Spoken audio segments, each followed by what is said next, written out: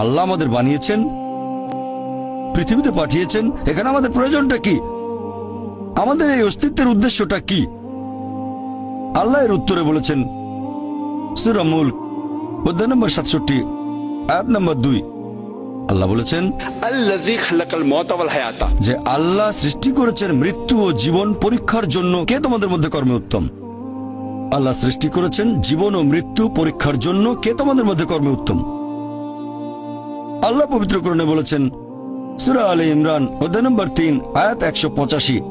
আল্লাহ বলেছেন কুল্লু নাফসিন যায়কাতুল মউত, প্রত্যেক জীব মৃত্যুর স্বাদ গ্রহণ করবে, আর চূড়ান্ত বিচার হবে রোজ কিয়ামতের দিনে। যাকে সেদিন দোজখ থেকে রক্ষা করা হবে আর বেহেশতে দাখিল করা হবে, সেই পৃথিবীর উদ্দেশ্য অর্জনে সফল কাম। কারণ এই পার্থিব জীবন ছলনাময় ভোগ ব্যতীত আর কিছুই নয়। তার মানে এই পৃথিবীতে আমাদের ইহকাল, এটা পরকালের জন্য একটা পরীক্ষা।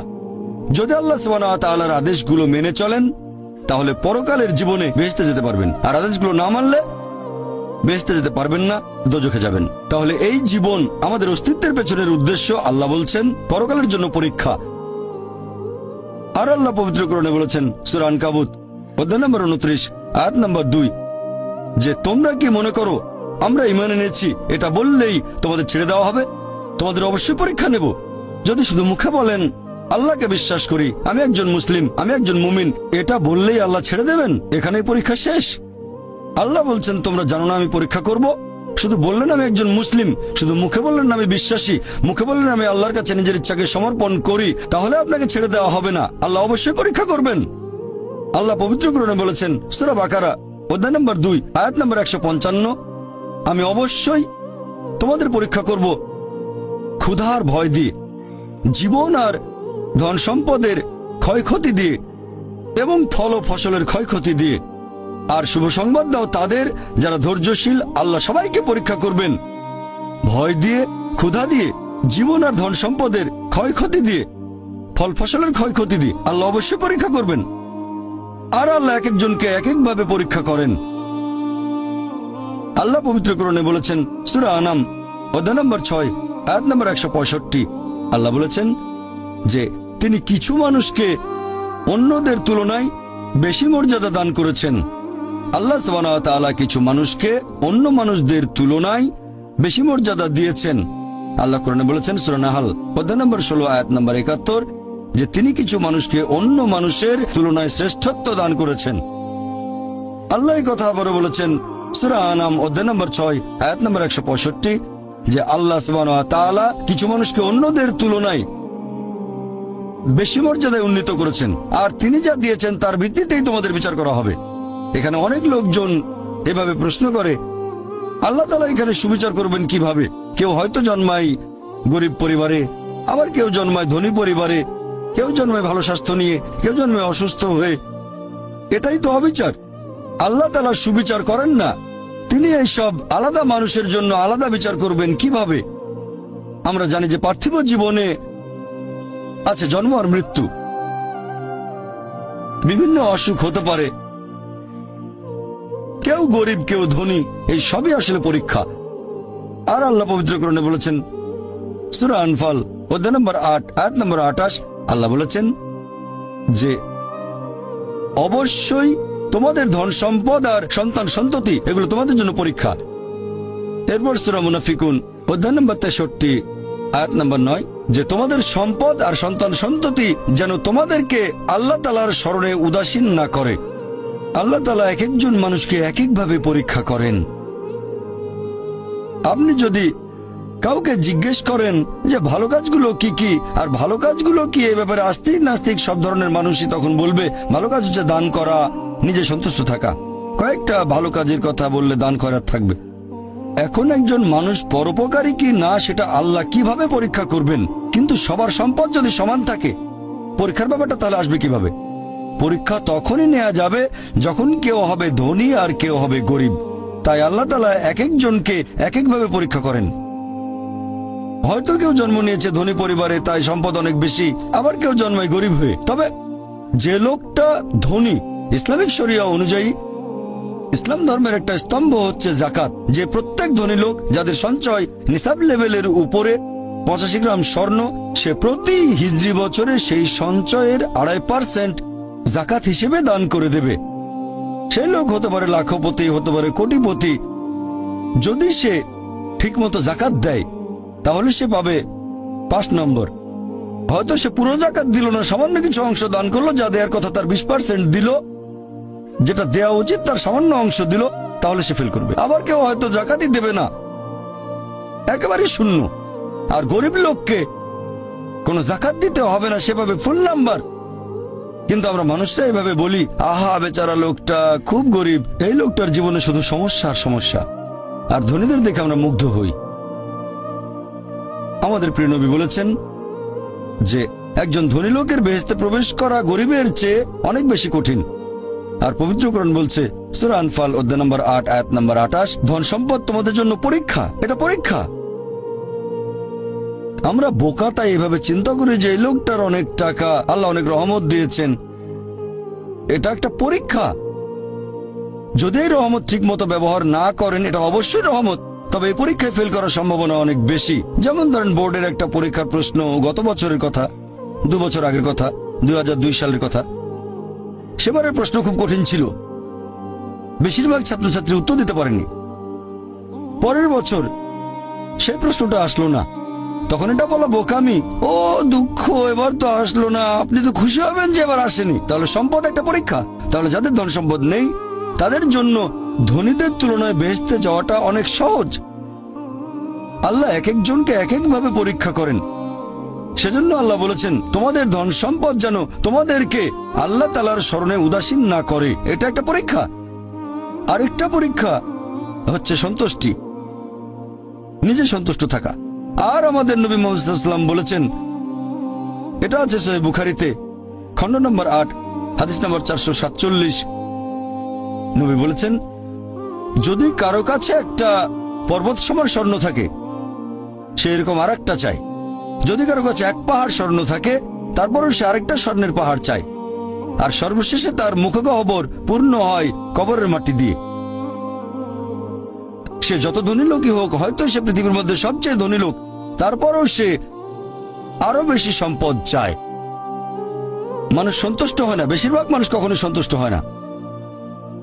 আল্লাহ পবিত্র কোরআনে বলেছেন সূরা নিসা অধ্যায় নম্বর 4 আয়াত নম্বর 32 যে আল্লাহ যেটা দিয়ে অন্য মানুষকে শ্রেষ্ঠত্ব দান করেছেন সেটার উপরে তোমরা কোন রকম লালসা করো না। এভাবে বলবেন না যে হে আল্লাহ তুমি অমুককে অনেক সম্পদ দিয়েছো, অমুককে অনেক সুন্দর একটা গাড়ি দিয়েছো। এমন কিছু আল্লাহর কাছে চাইবেন না যেটা অন্য কাউকে আল্লাহ দিয়েছেন, এতে লোকসান হবে আপনার। আর আমাদের প্রিয় নবী মুহাম্মদ সাল্লাল্লাহু আলাইহি সাল্লাম বলেছেন, এটা আছে সহিহ বুখারীতে খণ্ড নম্বর 4, আমাদের নবী বলেছেন যে সেই লোকদের দেখো যাদের ভাগ্য তোমার চেয়ে খারাপ, সেই সব লোককে দেখো না যারা তোমার চেয়ে বেশি ভাগ্যবান। তা না হলে তোমরা আল্লাহ তাআলাকে স্মরণ করায় অবহেলা করতে পারো, তা না হলে প্রতিপালকের প্রতি অকৃতজ্ঞ হয়ে যেতে পারো। তাহলে নবী বলেছেন তাদেরকে দেখো যাদের ভাগ্য খারাপ। তখন আপনি বলছেন আচ্ছা এই লোকটার তো কোনো গাড়ি নেই, আমার একটা মারুতি অন্তত আছে। তাকে দেখবেন না যারা সে মার্সিডিজ, ও আমার মার্সিডিজ নেই কেন, ওই লোকের গাড়ি নেই, আমার তো একটা আছে। আপনি আল্লাহকে ধন্যবাদ জানাবেন। যখন মার্সিডিজ গাড়ির মালিকের সাথে নিজেকে তুলনা করবেন, ও আমার কেন মার্সিডিজ গাড়ি দিলেন না, তাদেরকে দেখবেন যাদের ভাগ্য খারাপ। তাহলে আপনি আল্লাহ সুবহানাহু ওয়া তাআলাকে স্মরণ করছেন। আর এটাই বৈশিষ্ট্য মানুষের। এরকম একটা গল্প যে এক লোকের মনে অনেক দুঃখ, কারণ তার কোনো জুতো নেই। তারপরে সে একটা লোককে দেখলো যার একটা পাই নেই। লোকটা অভিযোগ করতো আল্লাহর কাছে যে জুতো নেই, আল্লাহর কাছে অভিযোগ করতো আমার কোনো জুতো নেই। তারপর সেই লোকটাকে দেখলো যার একটা পা নেই, তখন সে আল্লাহকে ধন্যবাদ জানালো আমার অন্তত 2টো পা আছে। তাহলে সন্তুষ্ট হওয়া একটা পরীক্ষা। আমাদের নবী মুহাম্মদ সাল্লাল্লাহু আলাইহি ওয়াসাল্লাম বলেছেন, এটা আছে সহিহ বুখারীতে খণ্ড নম্বর 8 যে সত্যিকারের সম্পদ হচ্ছে সন্তুষ্ট হওয়া, ধন সম্পত্তি নয়। সত্যিকারের সম্পদ হলো সন্তুষ্ট হওয়া, পরিতুষ্ট হওয়া। আপনার যা কিছু আছে সেটার জন্য বলবেন আলহামদুলিল্লাহ, সকল প্রশংসা আল্লাহর। তাহলে হবেন সত্যিকারের মুমিন, হবেন সত্যিকারের বিশ্বাসী, হবেন সত্যিকারের মুসলিম, সন্তুষ্ট থাকবেন। অনেকে এভাবে বলে যে কোন কারণে আল্লাহ সুবহানাহু ওয়া তাআলা কিছু মানুষকে জন্ম থেকেই বানিয়েছেন স্বাস্থ্যবান, কিছু মানুষকে আল্লাহ সুস্বাস্থ্য দেন, আর কেউ জন্মায় অসুখ বিসুখ নিয়েই, হয়তো বংশগত কোনো রোগ, হার্ট ডিজিজ, কেউ বা জন্মায় বিকলাঙ্গ হয়ে। আল্লাহ কি অবিচার করছেন?